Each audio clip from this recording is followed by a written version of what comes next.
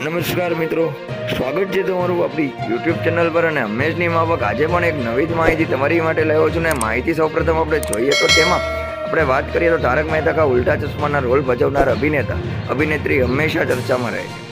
ત્યારે ફરી એકવાર આ સિરિયલના પાત્રને લઈને ચર્ચા આવી છે. હજુ થોડા દિવસો પહેલા જ સોનુની ભૂમિકા ભજવનાર અભિનેત્રી પલક સિંધવાનીએ શો છોડી દીધો હતો. આ એક નવી જ માહિતી તારક મહેતાના શો માટેથી આવી છે. ત્યારે તેના સ્થાને હવે કોણ આવશે તે અંગે સસ્પેન્સ હતું, જેના પરથી આજે આ સસ્પેન્સનો પડદો હટી ગયો છે.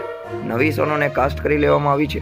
સૂત્રો પાસેથી મળતી માહિતી મુજબ તારક મહેતા કા ઉલ્ટા ચશ્મામાં હવે ખુશી માલી કે જે હવે પલક સિંધવાનીનું સ્થાન લેશે અને નવી સોનુ તારક મહેતાને મળી જશે.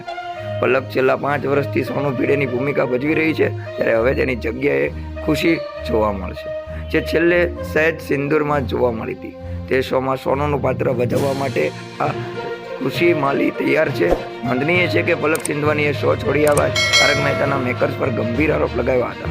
એક્ટ્રેસની ટીમે જણાવ્યું હતું કે પલકને કોન્ટ્રાક્ટ સાઇન કરાવતા પહેલા તેને સારી રીતે વાંચવા દેવામાં નથી આવ્યું. આ માટે પલકને બીજા અસાઇનમેન્ટ એન્ડોર્સમેન્ટ લેવાથી પણ રોકવામાં આવે છે.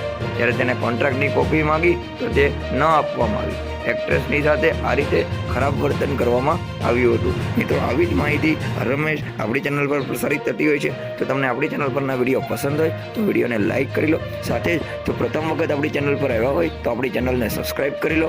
નોટિફિકેશન બેલ આઇકોન પ્રેસ કરી દો. સાથે તમારા મિત્રો સુધી આપણી ચેનલના વિડીયોને શેર કરી દો, જેથી કરીને તેમને પણ આપણી ચેનલ પરના વિડીયો રમેશ આવી રીતે મળતા રહે અને તેઓ પણ તેનો આનંદ લેતા રહે. જય હિન્દ, જય ભારત.